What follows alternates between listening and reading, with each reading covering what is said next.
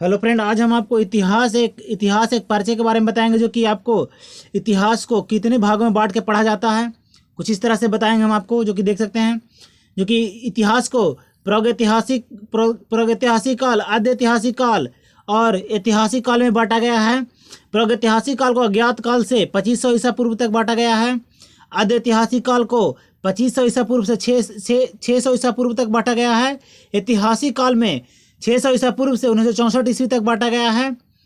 प्रागैतिहासिक काल को 3 भागों में बांटा गया है, जो कि पूरा पाषाण काल, मध्य पाषाण काल और नव पाषाण काल। पूरा पाषाण काल में अज्ञात काल जो से 800 ईसा पूर्व तक, मध्य पाषाण काल में 800 ईसा पूर्व से 4000 ईसा पूर्व तक और नव पाषाण काल में 4000 ईसा पूर्व से 2500 ईसा पूर्व तक। आद्य ऐतिहासिक काल को भी दो भागों में बांटा गया है, जैसे कि सिंधु घाटी सभ्यता और वैदिक सभ्यता।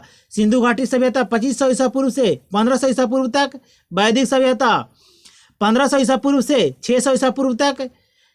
और इसी तरह से आपको देख सकते हैं, जो कि वैदिक सभ्यता को भी 2 भागों में बांटा गया है, जो कि ऋग वैदिक काल 1500 ईसा पूर्व से 1000 ईसा पूर्व तक, उत्तर वैदिक काल जो कि 1000 ईसा पूर्व से 600 ईसा पूर्व तक बांटा गया है।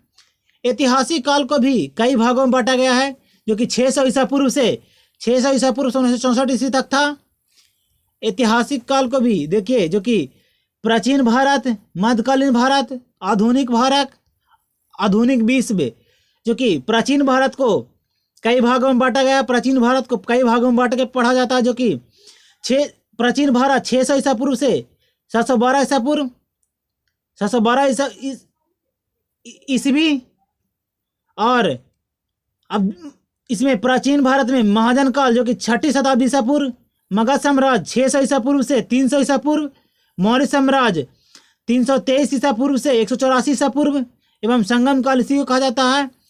मौर्य काल 184 ईसा पूर्व से 313 ईसा पूर्व, गुप्त साम्राज्य 319 से 550 ईस्वी तक, हर्षवर्धन काल 606 से 647 ईस्वी तक। और मध्यकालीन भारत को भी इसी तरह से बांटा गया है, जो कि देख सकते हैं। मध्यकालीन भारत को पूर्व मध्यकालीन और उत्तर मध्यकालीन। पूर्व मध्यकालीन को 800 ईसा पूर्व ईस्वी से 800 ईसा पूर्व से 8वीं शताब्दी से लेकर के 12वीं शताब्दी तक, और उत्तर मध्यकालीन को 12वीं शताब्दी से 18वीं शताब्दी तक।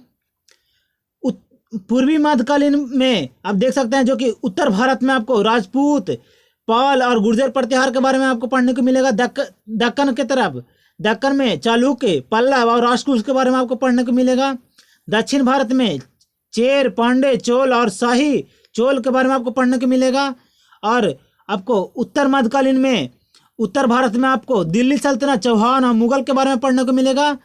और दक्कन में विजयनगर और बहमनी साम्राज्य के बारे में आपको पढ़ने को मिलेगा। दक्षिण भारत में चेर, देवगिरी के यादव के बारे में, बरांगल के काकतिया के बारे में और द्वारा समुद्र के होशियार के बारे में पढ़ने को मिलेगा। कुछ इस तरह से आपको पढ़ने को मिलेगा।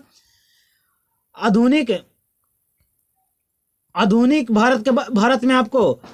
भारत में आपको 1707 से 1964 ईस्वी तक पढ़ने को मिलेगा, जिसमें यूरोपीय कंपनियों का आगमन, मुगल साम्राज्य के विघटन एवं अंग्रेजों की भारत विजय के बारे में आपको पढ़ने को मिलेगा।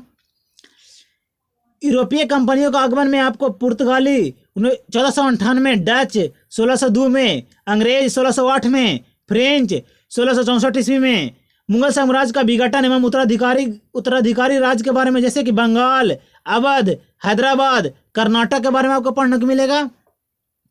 आपको अंग्रेजों का भारत विजय में कर्नाटक युद्ध 1744 से 1763 ईस्वी तक, बंगाल में पलासी व बक्सर विजय, जो कि 1757 से 1764 ईस्वी तक, मैसूर 1799 ईस्वी तक, मराठा संघ की समाप्ति 1817 से 1818 ईस्वी तक, पंजाब का अधिग्रहण 1849 ईस्वी तक। कुछ इस तरह से आपको आधुनिक भारत के बारे में आपको और पढ़ने को मिलेगा, जो कि बांट के देख सकते हैं कुछ इस तरह से।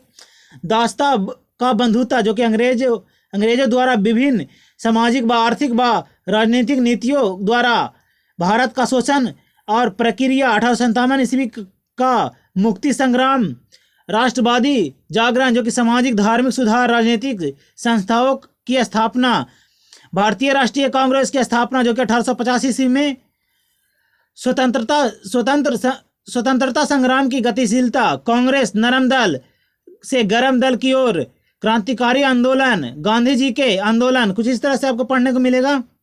स्वतंत्र भारत में आपको तत्कालीन समस्याओं का सामना, आर्थिक प्रगति की ओर, विदेश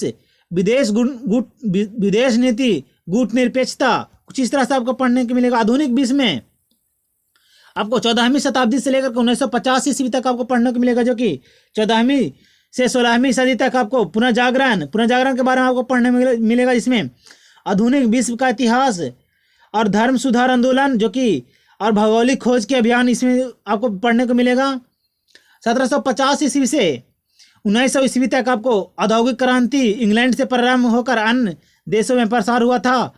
अमेरिकी क्रांति के बारे में आपको पढ़ने को मिलेगा। फ्रांसीसी क्रांति के बारे में आपको पढ़ने को मिलेगा, जो कि फ्रांसीसी क्रांति 1789 में। 1900 से 1950 ईस्वी के बीच में आपको प्रथम विश्व युद्ध के बारे में पढ़ने को मिलेगा, जो कि 1914 से 18 के बीच में। रूसी क्रांति जो कि 1917 से 17 में 2 विश्व युद्धों के मध्य यूरोप, कुछ इस तरह से आपको पढ़ने को मिलेगा। कुछ ही देख सकते हैं। द्वितीय विश्व युद्ध के बारे में आपको पढ़ने को मिलेगा, जो जिसको 1939 से 1945 ईस्वी तक पढ़ने को मिलेगा। इसी तरह के क्वेश्चन रिव्यू देखने के लिए करके आप हमारे चैनल को सब्सक्राइब कीजिए, लाइक कीजिए एंड शेयर कीजिए। और अगर जो आप इस बुक को परचेज करना चाहते हैं तो आप हमारे वीडियो को डिस्क्रिप्शन जाकर खरीद सकते हैं, जो कि आपको इसमें जो कि इतिहास का है, जो कि बुक है, जो कि आपको इसी तरह से आपको उसमें डायग्राम के द्वारा आपको समझाया गया है। तो इसी तरह का क्वेश्चन रिव्यू देखने के लिए करके आपको किसी भी एग्जाम को लेकर बहुत उपयोगी होगा। तो इसी तरह के क्वेश्चन रिव्यू देखने के लिए आप हमारे चैनल को सब्सक्राइब कीजिए, लाइक कीजिए एंड शेयर कीजिए। Thank you.